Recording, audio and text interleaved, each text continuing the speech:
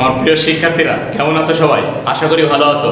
বরাবরের মতো আমি তোমাদের রতন স্যার তৃতীয় শ্রেণীর গণিত ক্লাস নিয়ে তোমাদের সামনে উপস্থিত হয়েছি। আজকে আমি তোমাদের ৭০ পৃষ্ঠার দুটি অঙ্ক আলোচনা করব। তো নিশ্চয় তোমরা বই, খাতা এবং পেন নিয়ে রেডি হয়ে আছো। তো চলো প্রিয় শিক্ষার্থী, শুরু করা যাক।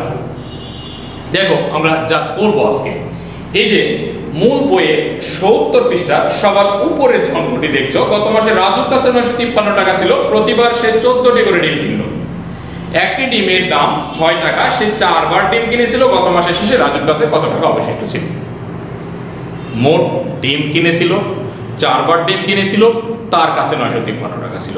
আমার কাছে তথ্য আছে 3টি, এই কয়টা দিয়ে আমাকে অঙ্ক করতে হবে। তো দেখো কিভাবে করি। সবার আগে আমরা যেহেতু অঙ্কটা না দেখলে অঙ্ক করতে পারবো না, তাই অঙ্কটা আমি তোমাদের বোঝার সুবিধাতে তুলে দিচ্ছি, একটু মনোযোগ দাও ততক্ষণ অবধি।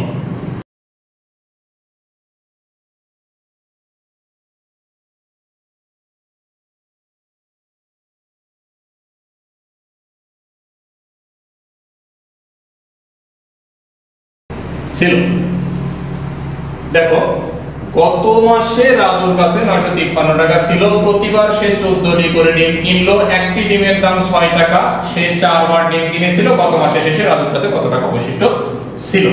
এই হচ্ছে আমাদের অঙ্ক। তথ্য ৯৫৩, প্রতিবার 14টি করে, একটি ডিমের দাম ৬ টাকা, 4 বার ডিম কিনেছিল। এই হচ্ছে মোট 4টি তথ্য।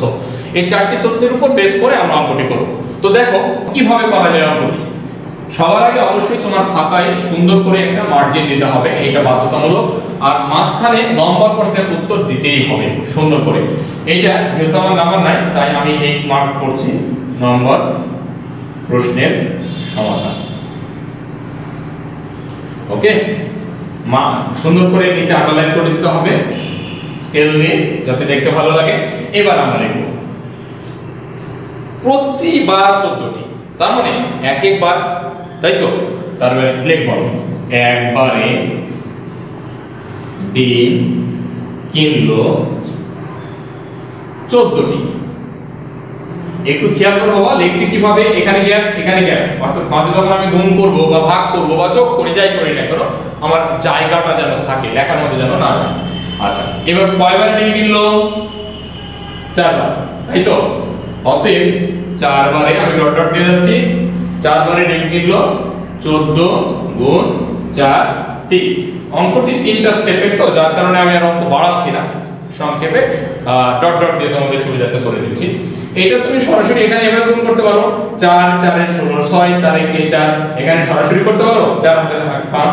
অথবা তুমি এটা ডান পাশে রাখ দেখাইতে পারো। আমি এতদিন কিন্তু তোমাদের শিখিয়েছি যে অবশ্যই নিচে রাখতে পারো, ঠিক আছে? এটা কেন ডান পাশে দেখাচ্ছি, কারণ এই অঙ্কটা আমার অনেক বড়, যদি নিচে রাখ দেখাই তাহলে আমার 2 পৃষ্ঠা চলে যাবে। তাই অঙ্কটিকে সংক্ষেপ করার জন্য ডান পাশে রাখ। আর যদি তুমি ছোট অঙ্ক মুখে মুখে করতে পারো এই বড় অঙ্কগুলোর ক্ষেত্রে, তাহলে তোমাকে রাফ না দেখাইলেও চলবে। তো সাইড নোট দিচ্ছি আমি 14 গুণ 4, 4 4 এর 16, 6 হাত থেকে 1, 4 একে 4 আর একে 5। আমি এখানেও করতে পারি 4 4 এর 16, 6, ডান দিক থেকে করছি তাই ডান দিকে লিখবো 4 4 এর 16, 6 হাত থেকে 1, 4 একে 4 আর একে 5 টি। ঠিক আছে? আচ্ছা, এই হলো বিষয়। আরেকটা বিষয়, যদি আমি এখানে ডট ডট দিই তাহলে এই জায়গাটাতে ডট ডট না দিলেও, সরি না, টি না লিখলেও চলবে, ওখানে আমরা ডট ডট দেব। তবে শেষের লাইনে অবশ্যই ডট ডট দিতে হবে, টি অবশ্যই, তবে অবশ্যই শেষের লাইনে টি দিতে হবে।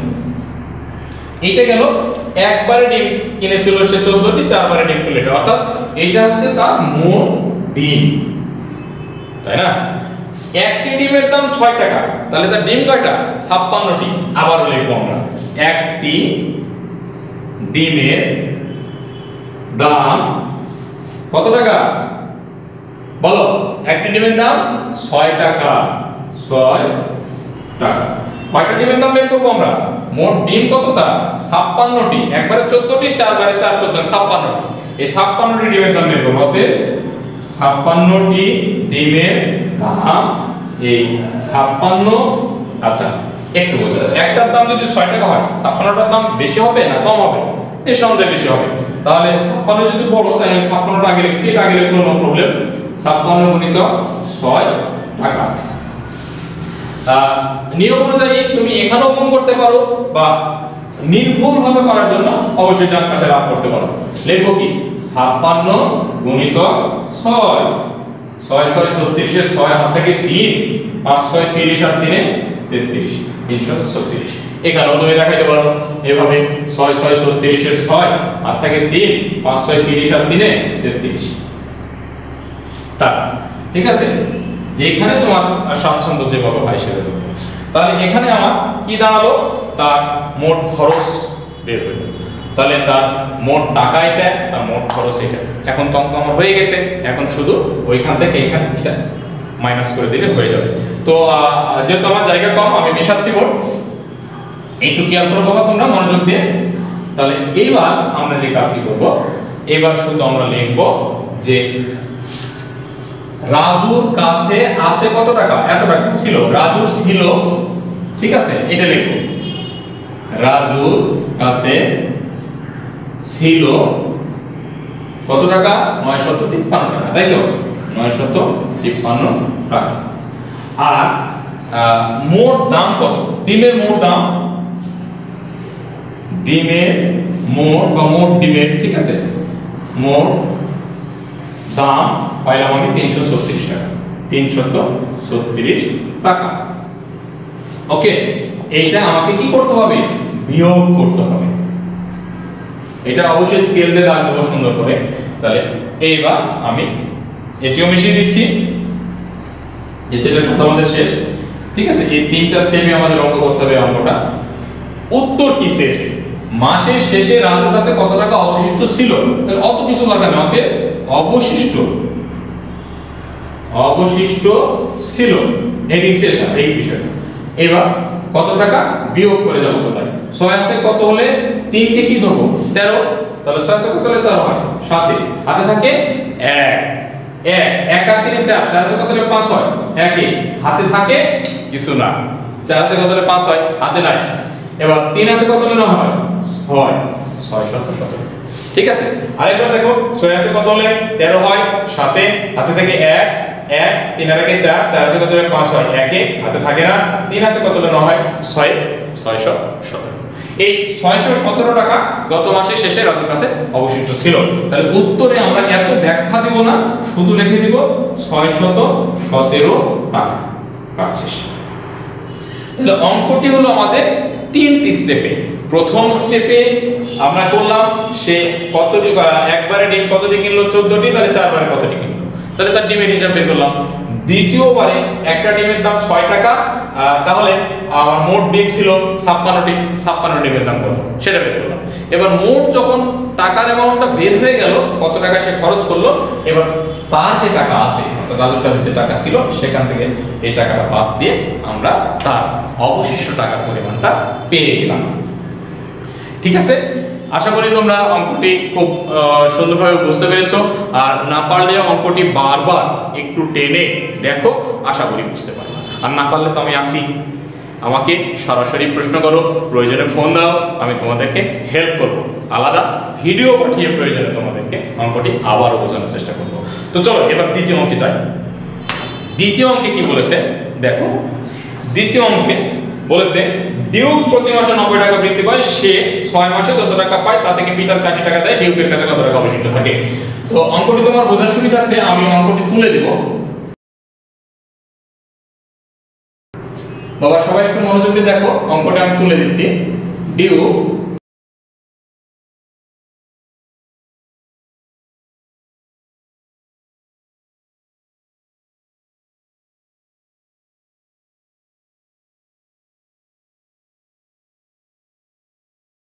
অবশিষ্ট থাকে, বলেছে ডিউক প্রতি মাসে 90 টাকা বৃত্তি পায়, দ্যাটস মিন এক মাসে সে 90 টাকা পায়। এভাবে সে 6 মাসে যত টাকা পায়, এভাবে 6 মাসে যত টাকা পায় তা থেকে পিটারকে দেয় 80 টাকা। তিনটা করতে, তাহলে পিটারকে 80 টাকা দিলে তার কাছে আর কত টাকা থাকবে, তাহলে আমাকে জানতে হবে যে 6 মাসে যে কত টাকা বৃত্তি পায়, তাই না? তাহলে যথারীতি নিয়ম অনুযায়ী তোমাদের খাতার মার্জিন থাকবে সুন্দর করে, তাই তো, এবং নম্বর প্রশ্ন থাকবে, এটা নাম্বার দেব 1 নম্বর প্রশ্নের সমাধান। ঠিক আছে, নিচে সুন্দর করে আন্ডারলাইন, ঠিক আছে। এবার আমরা শুরুতেই লিখব 1 মাসে বৃত্তি পায় 90 টাকা প্রতি মাসে।